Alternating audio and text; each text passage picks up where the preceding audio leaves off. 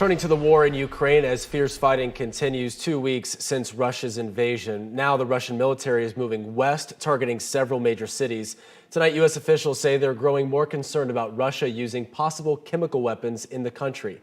The president said the U.S., the G7, and European Union are jointly taking steps to revoke Russia's most favored nation trade status, a move that would bring higher tariffs to a range of Russian goods. The White House is also banning the export of American luxury goods to Russia, as well as imposing additional sanctions on Russian elites. We're going to hit Putin harder because the United States and our closest allies and partners are acting in unison.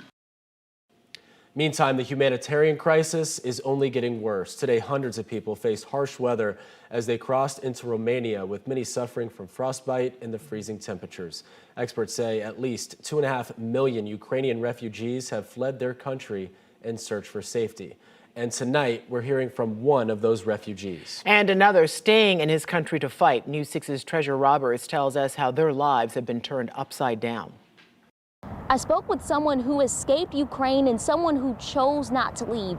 Both shared their experiences and their worries as Russian troops continue to invade their homeland. The war in Ukraine pushing millions out of their homes, fleeing for safety in other countries.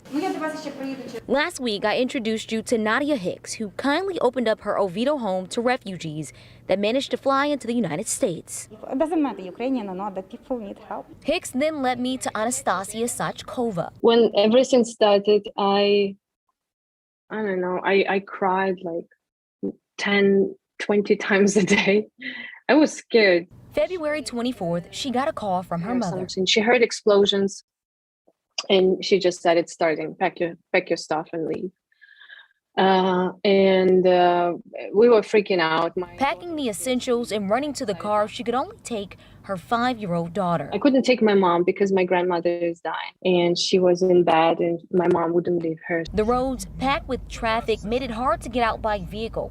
She and her daughter hopped on a train going to Poland. It was horrible. It was packed. People were crying. The train made a few stops where volunteers greeted Ukraine escapees with food and drink. It was just so hard to get out of the train, to eat that food and to get back on that train. Eventually, they arrived at their destination, where a Polish family took them under their roof. If I escape, who will stay here? Who will protect? Eugene Sklarevich has a different story. He travels back and forth to Kiev every day to help people. I do not have any weapons, but I have my hands and I have my brain, and I can help in other ways. Toting barrels of fuel and water in his trunk for those who need it.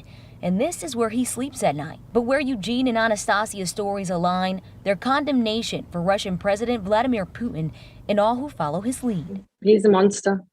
He's not a human being. Right now, they behaving like Nazis. Hoping for the best, but concerned this unprovoked war won't end well.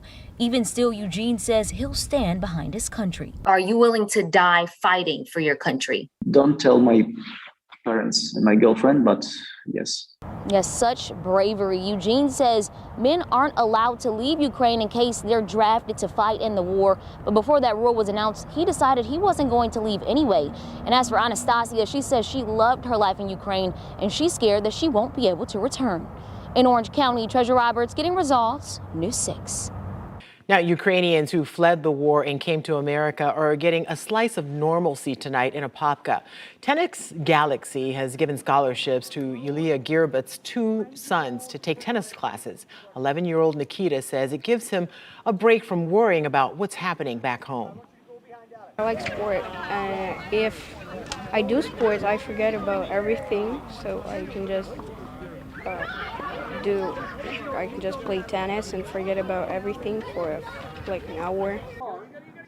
The boys have also enrolled in local schools.